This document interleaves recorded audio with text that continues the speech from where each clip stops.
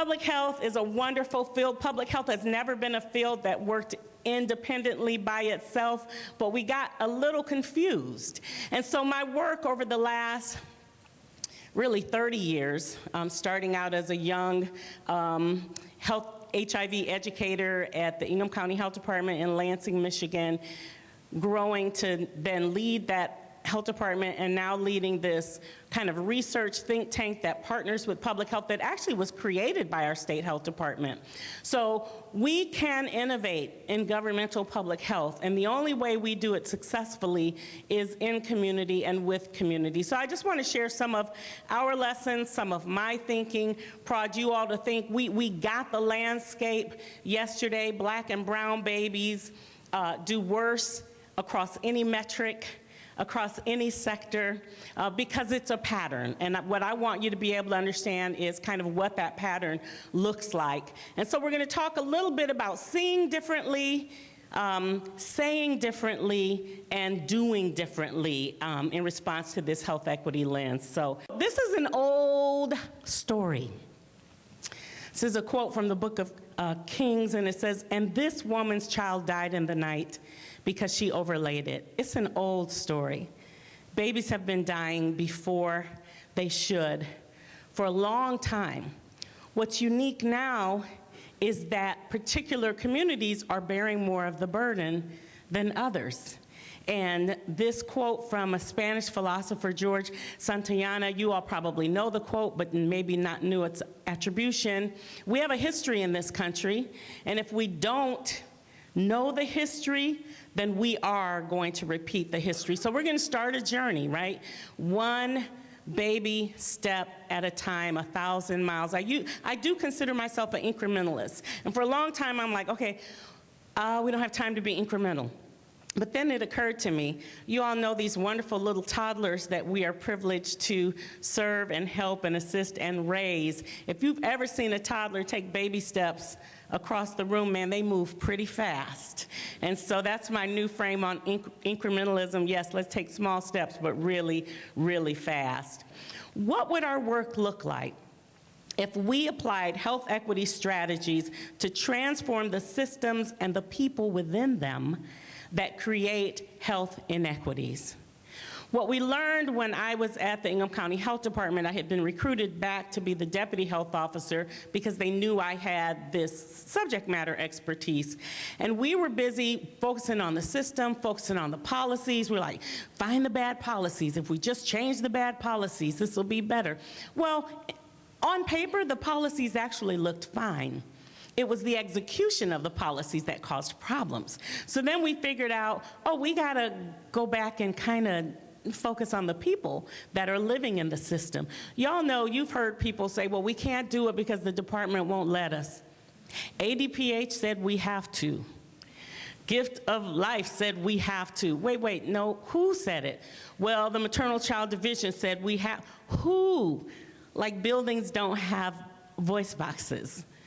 So this is really about relationship and who we know and when we know them and how we get things started. So we're going to see differently, and there's a difference between looking at something and seeing something. We're going to say differently. You all heard this term yesterday if you were here about changing the narrative. And I would submit that narrative is sometimes a story we tell, but it's oftentimes a story we create even without words. It's just kind of the way we do things, and then we make these assumptions. I grew up as the only girl in a military family of Southern roots. So I had an older brother and a younger brother. And my mother never sat me down and said, let me show you how to cross your legs. But I noticed that when I crossed my legs like this, that I got a little look from her. And then I finally figured out, okay, I'm supposed to cross my legs like this.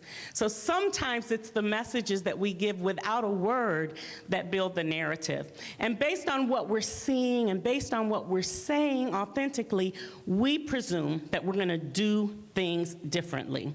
So that's the journey of where we're going this morning. This is, I hope you can see this in the back, but this is a poster that the American Red Cross produced a few summers ago. It was a wonderful campaign. be cool, follow the rules. It's got to be good because it rhymes. So somehow or another, what happened was they're not seeing something. And if you'll look at it very carefully, what they inadvertently did, dare I say subconsciously did, was that all of the not cool stuff was all the brown kids were not being cool. The white kids, on the other hand, were just so polite and playing so nicely and properly. How did that happen? Did they sit in a conference room and say, now let's make sure, you know, them bad kids, those who heard the literature on the research about preschoolers being suspended. There's something about the way those teachers were seeing, there's something about the way these educators, these public health educators were seeing that they completely missed it. And so to their credit to the outrage, they switched that out. What are you seeing? Look at this and tell me what you see. It is a thing. It's not like a Rorschach spot that you get to interpret. It's a thing. Look, some of y'all doing this. Anybody see something? A cow. How many of y'all see a cow? A cow? What? It is indeed a cow. Here's the bridge of the nose. Here's a nostril. Here's an ear. Here's an ear. Here's an eye. Now, there's going to be some of y'all that still aren't going to be able to see it. No, it's not a cow. I refuse to believe that's a cow. It is a cow.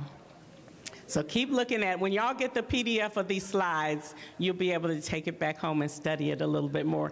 But y'all have seen these types of things, right? That optical illusion, which is like an old hag or a young woman. And because there's something in the way, I'm a medical sociologist by training, there's a way that we get socialized to see the world.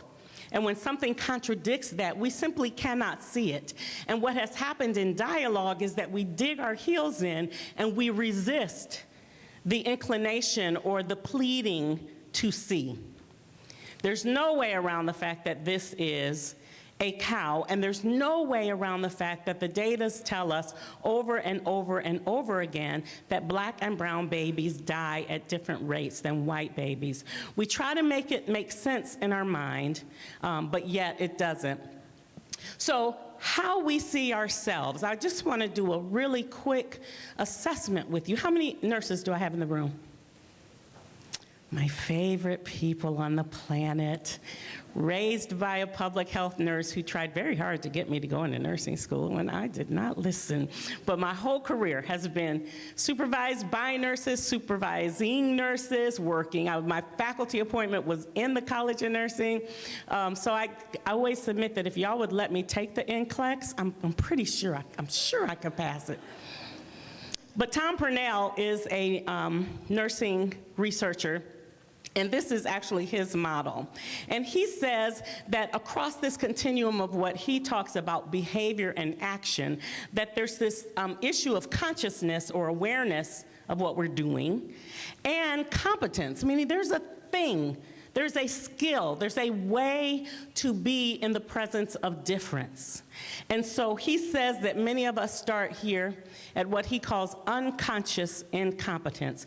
And I want you to figure out where you are on this scale. And if you're in that place, those unconscious incompetence are the folk that don't get it and don't get that they don't get it.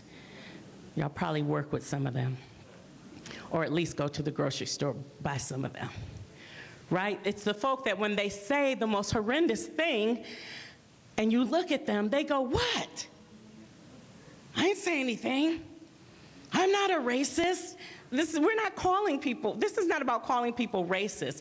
It's about understanding the consequences of our actions, right? So unconscious, incompetent, don't know what to do, don't know what to say, just clueless about it. And then he says we move into this place called conscious incompetence, where we start figuring it out. It's like, I should say something, but I totally don't know what to say. And this is a really dangerous place to be, right? Because it shuts down dialogue. Because in the end, and I describe myself as relationship-driven, I believe that we don't accomplish anything outside of relationship. My favorite relationship quote by Ron David says, relationships are primary. All else is derivative. All else is a derivation of relationship. So we kind of shut down in this space because I don't want to put my foot in my mouth and I'm afraid to say the wrong thing. And so we just close ourselves off to authentic action and relationship. Then we move to what he calls conscious competence. And that means we get it. We have an awareness that we should be doing things differently. We have some skill in how to do it. But I would submit that that is a really burdensome place to be. And if you've ever parented or survived the parenting of a teenage driver, right? They know how to drive, but they get in the car and they check the mirror here and they make sure the seatbelt's right and they looking to make sure the foot's on the brake in the right place and they check the outside mirror and they're just so intentional about everything. And in the meantime, you who have been driving almost on autopilot for 20 years say, can we just go? They know what to do, but there's a consciousness about it that I would submit is really burdensome. So we don't necessarily want to stay there. Purnell says that we want to get to a place called unconscious competence, where it's just sort of second nature. Of course we know not to say this, and of course we know to ask that, and of course we know to invite those, because it is the way we act through authenticity, and authenticity comes from relationship, from having some tough conversations, from having put your foot in your mouth and then gotten it out. So unconscious competence is where Purnell suggests we're trying to get, and I agree we want to go. So how do we then move from seeing ourselves and where we are in that sort of 4x4 frame, how does that then shape the way we see our community? How do we deal with this conundrum that it presents? Because there are all types of unanticipated consequences. Oftentimes when we say, let's invite the community, we're really othering folk. It's like, oh yeah, let's invite those people that are not us. Even though I'm pretty sure none of you sleep in your offices. Like you all go home to a community. But we see community as something different. And again, as a sociologist, I've struggled with this all the time, that when we say community, what do we mean? So what is the othering? How do we prevent that othering? We also tend to invite the community because of a problem.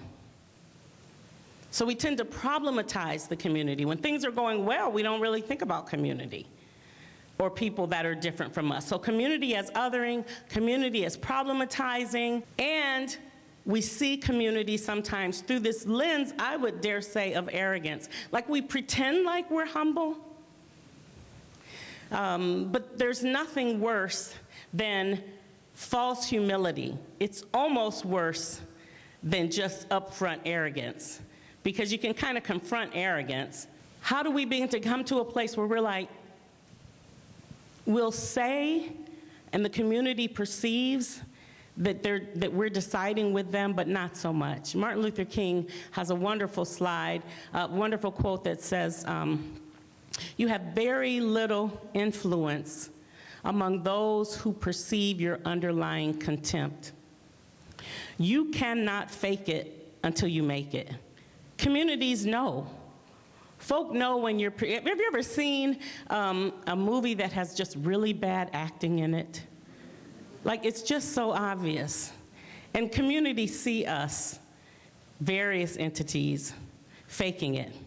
And to flip that, Organizations know when the community is faking it. I'm gonna come here because y'all insist, but I am not engaged, right? So this is a bi-directional, right? It goes both sides. One of my colleagues who's a researcher at the University of Maryland said that his community told them, they just sort of confronted him and said, no decisions about us without us. Y'all say you want to do community participatory research, but then you come in, you get the data, and then you're out. When I was doing research on infant mortality and looking at the pregnancy experiences of Black women and white women, I went in and did the study, and I'm like, of course this is gonna be, sort of like a love fest because I'm a Black woman who lost a baby. I know their lived loss. So we came back and I was sharing the data, and the data sounded very much like the data yesterday, and oh yeah, Black babies are 2 to 3 times, blah, blah, blah, blah, blah.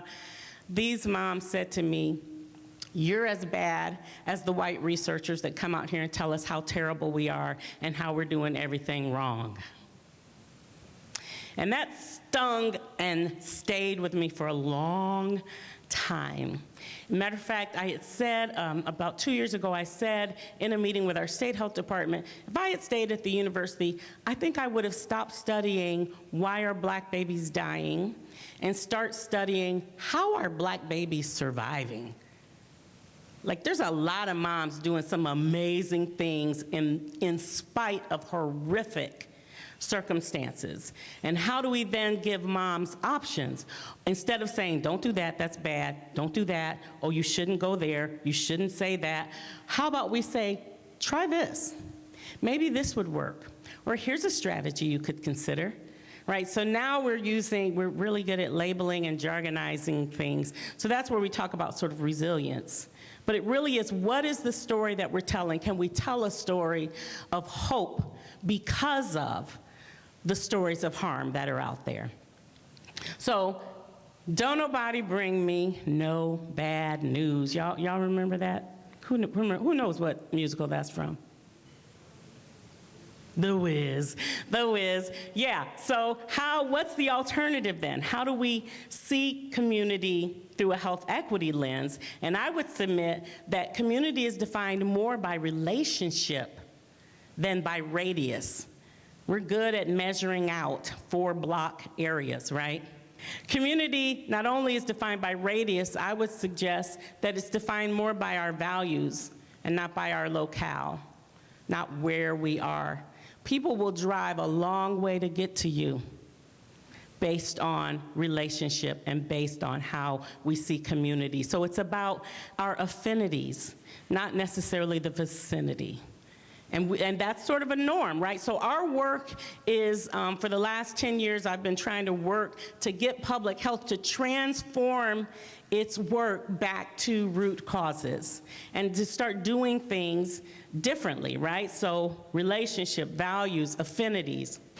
One more example, how do we see community as resilience? How do we see community as solidarity? How do we see community as power? Too often we try to usurp the power of communities because we know best. That whole father knows best, not really, not always, sometimes, but not always. And so how do we unlearn some of the bad habits that we've had? So that's seeing differently, right? Seeing things that we're exposed to, seeing ourselves, seeing our communities, and based on what we're seeing, these epiphanies that we have, what then do we say? How do we shift the narrative? I'm going to share with you some vocabulary terms that some definitions that we constructed in community with community. You can Google any of these terms and you're going to come up with a gazillion definitions. But the process, one, was one that we used to build relationship. to think about, here's what I think it means, but what do you think it means? Because if we're saying the same words but meaning completely different things, we are not going to advance change. So these are terms that I offer to you just as examples, but also as the result of a process. And so when people say to me, Renee, why don't you use this other definition? Because this is the definition that my community led with, and this is where we are. Not so much in terms of the precision of it, but this is what we mean. So we started out, back in the early 2000s talking about disparities, and at that time it was really about sort of this measurable, observable difference between different groups, but it didn't really get to the causes or the solutions. So health inequity is what drives us to the next place. This is a definition that I love. Margaret Whitehead says that yes, health inequities, we recognize those disparities, but these are the differences in population health status and mortality rates that are systemic, they are patterned, they are unfair, they are unjust, and they are actionable. Because what we want to do is say, there's nothing we can do about poverty. There's nothing we can do about racism. Pshaw. We can do plenty about those things. And Margaret Whitehead invited values to the table. I tell my staff, bring your whole self to work every day. Every day. Because this whole idea of separation of professional self and personal self, it's ridiculous. There's no way we can do that. If you're having a bad day at home, it's going to impact your demeanor at work, and vice versa. I mean, we're now rallying as a staff to support one of our colleagues who just last week shared with us that she has 4th-stage pancreatic cancer. We're not concerned about her skills and what she's contributing to the report. We're running around making a collective blanket so that she can have it today as she starts her chemotherapy. You can't separate who you are and what you do. It's one and the same. And we know when things are unfair. And we know when things are unjust. And so that's the context in which we have to do our work. That whole, even as a researcher, the myth of neutrality is just that. I can't help but see the findings and the results from who I am. So what are those things also that are patterned? Like they look the same everywhere we go. All the research that they showed us yesterday. At this point, I really want to tell NIH, can we stop studying, stop funding disparity studies, because we already know what the outcome's going to be. The black and the brown are going to do worse. The poor are going to do worse. We know. It's clear. It's a pattern. And it's systemic. It's the oddest thing to me. You know, if you're on Martin Luther King Boulevard, I hope maybe Montgomery is the exception. But typically in American cities, if you're on Martin Luther King Boulevard, you in that part of town. Probably should lock your doors and drive a little faster. Same in my city. Did some like All Point Bulletin go out and say, all city planners put MLK Boulevard? No, we are just products of our environment, and that's the way it manifests. So this was the definition that we agreed we would use as a community. And then there's this idea of social justice, which complicates things even more, right? So there are lots of definitions, and we wanted to land right here at somewhat of a negative frame as opposed to a more positive, sort of like mom and apple pie. So the mom and apple pie is a world that affords individuals and groups fair treatment and an equitable share of the benefits of society. Our community said, yeah, that's all nice, but that's not at all where we are. So we want to focus on this whole thing that we're trying to eliminate unfair, unjust advantage because of race, class, gender, and other forms of difference. Some people will look at that and say, that's so negative. There's no, that's what my community told me to do as deputy health officer, and we respond to the needs of our community. So figuring out what we mean, saying what we mean, and meaning what we say. So health equity, again, lots of people are really comfortable with health equity, and I had the privilege of being on this advisory team with Dr. Paula Braverman from UCSF. Robert Wood Johnson gave her money and said, can we figure out what we really mean by health equity? And it's a pretty simple definition. We were intentional in that. You know, it just means that all people have a fair and just opportunity for good health. It's not that complicated. So when people ask you, well, we don't even know what we mean by health equity. Yeah, pretty much we're just trying to say we want everybody to have a fair and just opportunity for good health. Now, where we get confused is in this country, we conflate fairness with sameness. And I would submit to you that sometimes the most unfair thing you can do is to treat people the same. People don't need the same things. Thank you. I have 3 sons. I do not treat my 3 sons the same. I just don't. I got to figure out what this one needs, and I know this one's going to be sensitive to that. I got one child I barely have ever spoken a harsh word to because he just had just a heart to do right, I say. So if I came down hard on him like I got to come down hard on my hardhead child, he would just be like on the floor, like, what on earth? So I have to figure out how to treat them differently. And we have to give ourselves permission to do the same. We actually had, any nurse-family partnership nurses in the room? Oh, look at y'all, hey. I'm on the Michigan Advisory Board for a Nurse-Family Partnership.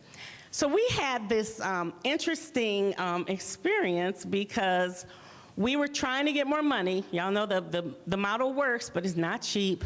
So we got more money from the legislature, and we said, okay, we looked at the data. We are really going to target the 8 counties where the disparities are the worst between black moms and white moms. And we're going to target black moms with nurse-family partnership because we know it's driven, it's evidence-based, and we know it works. Oh my gosh, communities had a fit, the communities that weren't the 8 highest disparity. So they all said, that's not fair. We want nurse-family partnership too. And we're like, yeah, well, you got parents as teachers, and you got what we have is the MIHP program. We had like 3 other home visiting programs for them. But we're gonna drive with this evidence-driven one because if we don't improve in Michigan, the Native American and the African American infant mortality rates, we're never gonna improve our numbers.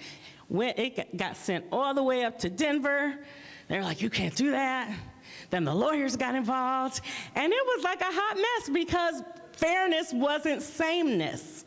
And the epidemiologist came to the rescue. Any epidemiologists in the room?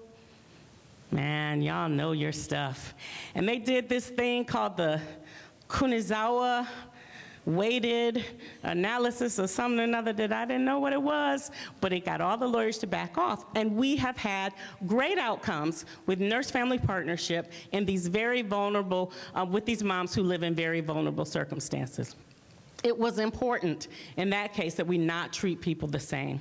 So having us all have a fair and just opportunity for health requires that we, Paula Braverman says in her document, and you guys can Google and find this, she says this really requires us removing the obstacles to health, such as poverty, discrimination and their consequences, things like powerlessness, lack of access to good jobs, fair pay, quality education and housing, safe environments, health care, these things that we're now calling the social determinants of health. Social determinants of health are nothing new. Public health was always in that space. Way back when we were doing things like child labor laws, that all got started because public health said this is damaging the health and well-being of children. So we didn't wait to get invited to the table, we set the table. And we brought in workforce and dealt with it, and it resulted in a law. OSHA regulations, there's example after example after example where public health was dealing with the structures that create health and well-being or the structures that harm health and well-being. And ultimately, we submit that those things are really based in these 3 big blocks of unresolved historical factors in our nation. Institutional racism, class oppression, gender discrimination, and exploitation. These things just get baked in. Over and over again, we still see examples, right? We still know when I got recruited back from the university as one of the 2 deputy health officers at my health department. I was talking, my colleague happened to be a white man, and we were talking one day after our administrative staff meeting, and he says to me, I think we should go to the health officer, and we should just ask him for a step increase. Like, they can afford 1 step increase for us. And I'm like, I'm for it. He's like, yeah, we should at least be 15s. And I was like, 15s? Wait. What step are you? Well, we're 14s. No, we're not 14s. I'm a 13. You're a 14? Oh, God. Okay, I gotta go, Renee. I'm about to be late for this. So you can probably imagine, I didn't sit on that. I went and talked to my health officer. Much love, nothing but love for you. Oh, Renee, oh, I know.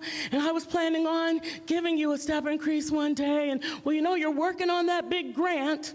And if you get the big grant, then I'll go to the commissioners and argue that you should get a step increase. What is wrong with that solution? That's not a rhetorical question. What is wrong with that solution?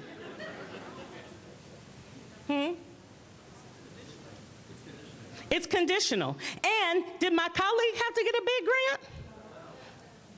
So we just kind of bake things in. That's where now you get all these things around pay and equity. Institutional racism, it's baked in. I'll give you a really benign example.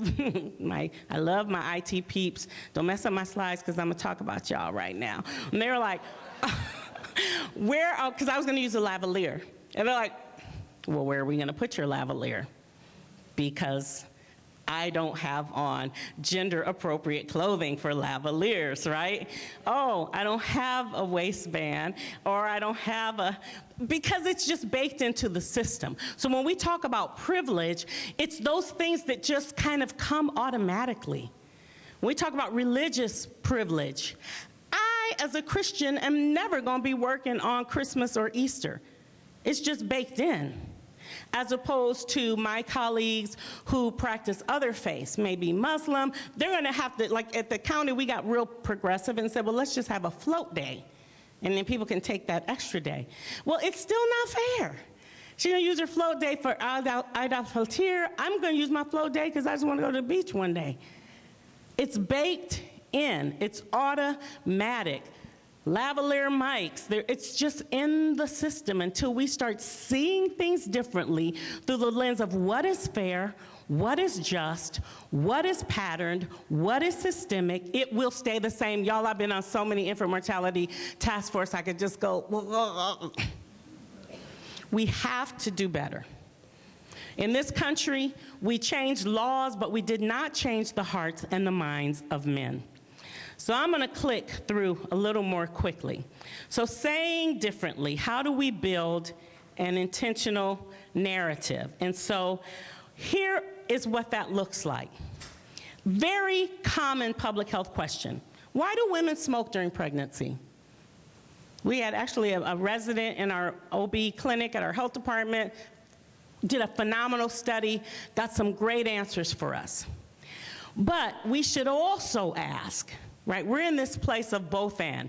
We should also ask, well, what social conditions and economic policies are predisposing women to the stress that encourages smoking during pregnancy? So not just the eye on that mom, not just at the personal and interpersonal level, but what's happening in the system, what's happening in the culture, what's happening in the institution. Let me give you a couple more examples. Instead of only asking who lacks healthy food options and why, let's maybe also ask what policy changes would redistribute healthy food resources more equitably in our community. And we just get really, really bent out of shape about this, right? So I'm saying redistribute intentionally, because I want to try to be a little provocative, right? I have people that look at that and it's like, this just feels like some social justice warrior stuff, and that's kind of socialist, isn't it?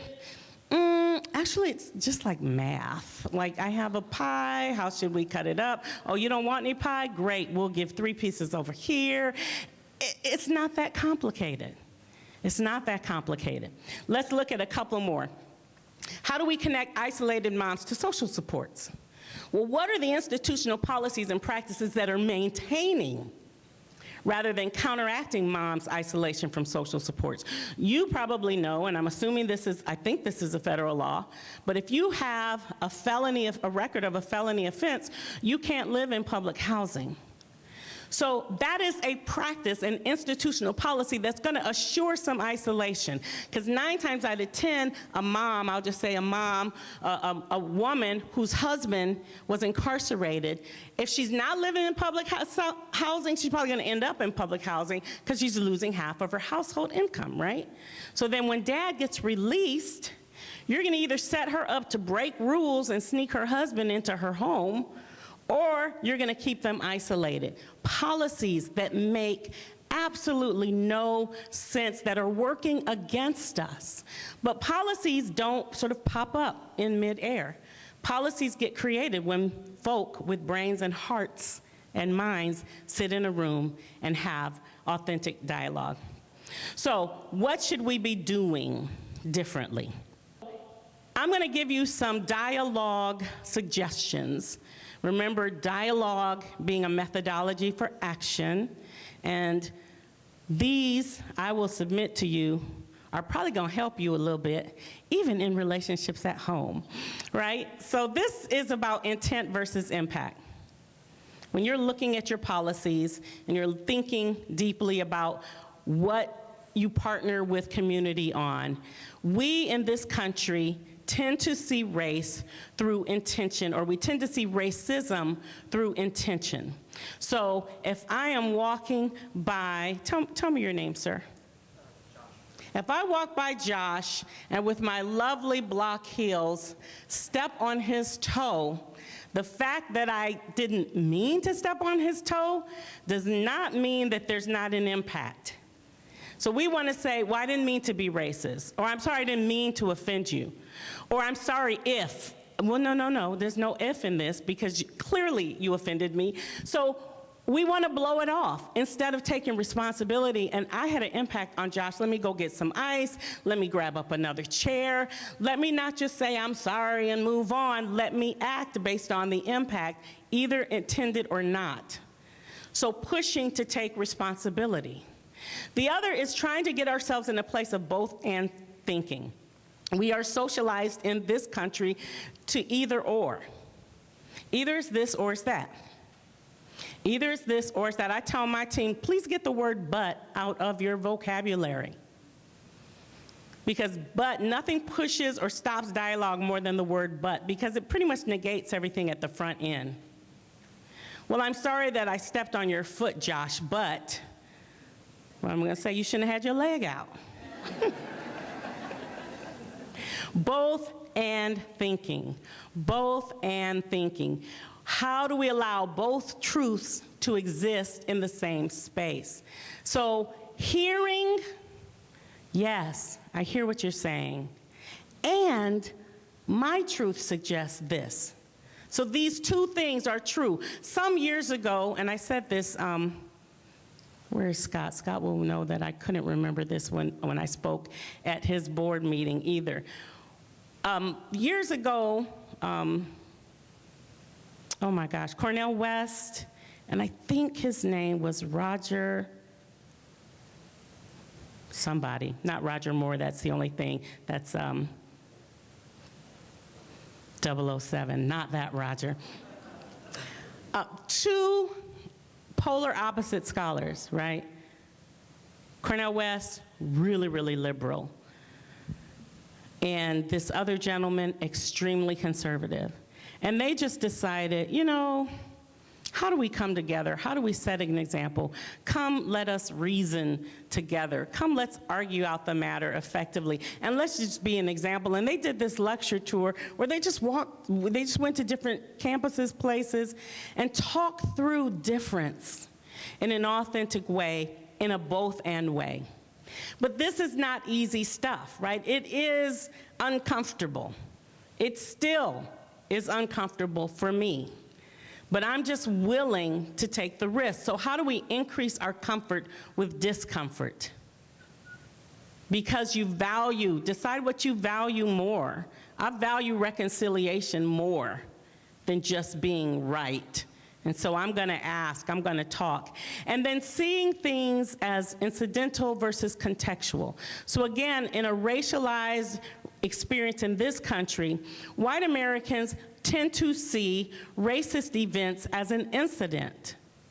Man, that was terrible, that thing that happened. Or like you're standing in the line behind someone, behind a black woman or a brown woman or person, and the staff person looks around them and says, "Can I help you?" And you go, "Oh, no, she was next." And then in the lived experience of white folk who don't experience that all the time, they're like, "Well, that was terrible." For that black woman, I'm like, this is like the 5th time this week that somebody will act like I'm invisible and you didn't see me, you didn't hear me. I'm sitting in the meeting making a point, then the white person makes the point. Oh, that's a great point. Didn't I just say that? This is a context for people of color, and it's an incident for white Americans. And so how are we beginning to see again, okay, I see it. Once you see it, you can't unsee it, just like that cow.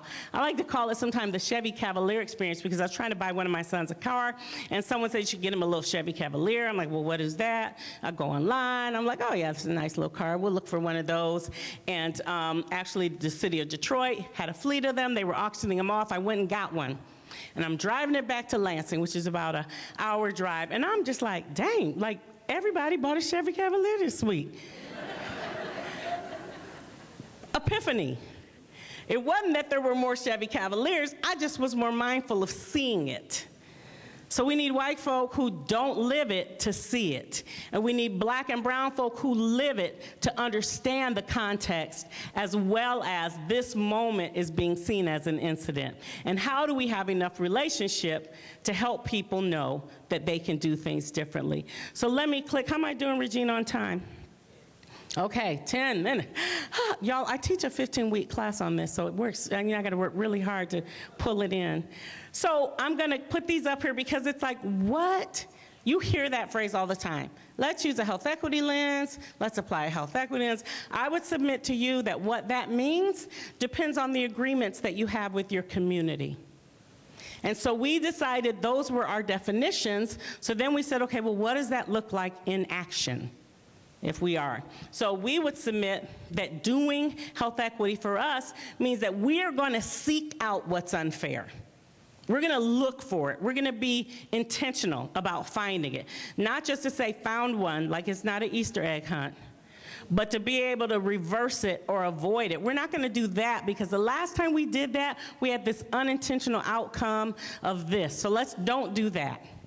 It aspires to apply justice in serving communities. That's like, what does fairness look like? Okay, well, we're not going to do this thing in Mobile because of XYZ. We're going to do this thing instead, even though it worked well in Montgomery. Justice and fairness. It recognizes that social resources are a part of what we do. This is a big thing I say to my clinician colleagues, because oftentimes I try to get my physician friends that particularly that are associated with health systems, like, we need y'all to not just see outside the box, but see outside the bed. Like, the power and influence of the discipline of medicine is huge. And how do we recognize, yeah, social resources are important. How do I connect there? And not just, again, recognizing it, but identifying and facilitating those opportunities for good health. That's what a health equity lens looks like for us. So change the people and they will change the systems, is what we found. And we did some research teaching 5 communities, different states, to do facilitated dialogue, and we found that people all kind of got into the pool, but they got into the pool different ways. So some people started going down the slides, some people started walking down the ladder, some people jumped from the high dive, but we found that they all walked through really pretty predictable patterns to get to a place of authentic health equity. Now I'm going to, let's see what I'll do with this. Lillian Wald, because remember, I'm a nurse at heart. Lillian Wald is considered, I'm going to give you this example, and then we're going to click to the end for just one closing slide and then have a little bit of conversation. Lillian Wald and John Snow were leaders who decided to buck against the status quo. She was a nurse raised in privilege, wealthy. So you have to think about, like, what are my identities of privilege and what are my identities of oppression? Maybe it is because, so for me, it's like I'm African American, but I'm also the senior executive of my organization. That's privilege. I'm highly educated. That's privilege. I'm a Christian in a predominantly Christian nation. That's privilege. So how do you figure out where's oppression, but also where's my privilege that I can then use to support those who don't share that privilege? We're going to click all the way past my John Snow slides. Just keep clicking there for me. So John Snow could have just stayed in his exam room, but when he noticed a pattern occurring amongst his patients, he got out and started walking around, knocking on doors, talking to people. When they found out it was a shared water source, he could have said, can y'all help me and click through? Just click through probably the next 4 slides. You all will have to read these when you get the PDF. Just keep going. So he could have just said, oh, finally figured it out. It's the Broad Street pump. But no, then he advocated for infrastructure change. Keep on the next couple of slides for me. So what are we seeing that needs to change? How are we using our power and our privilege to guide that place? So that takes us back to our focus question and an action question that if you could see our community do one thing differently to try to end disparities and infant mortality, what would it be? We found that the answers are in the room. When you sit down with a focused question and you brainstorm and you talk and you dialogue, and this is head and heart work, you allow feelings and passion and values to lead, then your head comes to the answer and the solution. So when you guys do that, I want to invite you to think about this metric. We've tried to say, okay, so what change we've decided on, now let's vet the change together. Is it relevant? Because, we can come up as systems with some irrelevant things, right? The community's going, who cares? Is it relevant? Will it have an impact? Is it feasible? Now, we can come up with some pie-in-the-sky stuff, but if there's no way you can do it, take it off the table. And is it sustainable? And just use this as a metric for the work that you're doing. So I'm going to also invite you to use these as dialogue prompts. These are just examples of where inequities have come to play in our systems. And just talk it through. Like, after you read it, what are the possible impacts that this could have on health of our state? How is this an opportunity to promote health equity? These are all really parts of the workshop that we do. We do like a 2.5-day workshop to help transform public health practice. So I'm gonna click through all of these and then just get to a closing slide, two closing slides, and then let's talk a little bit. These are 2, I love quotes. And this is a quote by Antoine de Saint-Exupéry.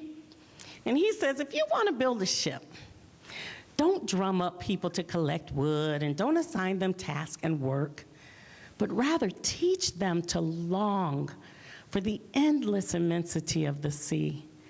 And I would submit that health equity is that endless immensity of the sea. And that we're really good in public health with convening a task force and subcommittees and telling people, okay, you do this. Let it be organic. Trust the relationships that you have in community and with community. And I do believe that we will get there. But it's not without some pain. This is a hard journey, right? So I would always submit to you one of my favorite quotes in the Renee Canady translation says, don't get tired of doing the right thing. Because in the end, we will really, really reap if we don't faint, if we don't throw in the towel, if we don't say this is never gonna change. I'm sure Martin Luther King and his allies sat in a room and said, these laws are never going to change. It's never going to get better. And we see that change can happen.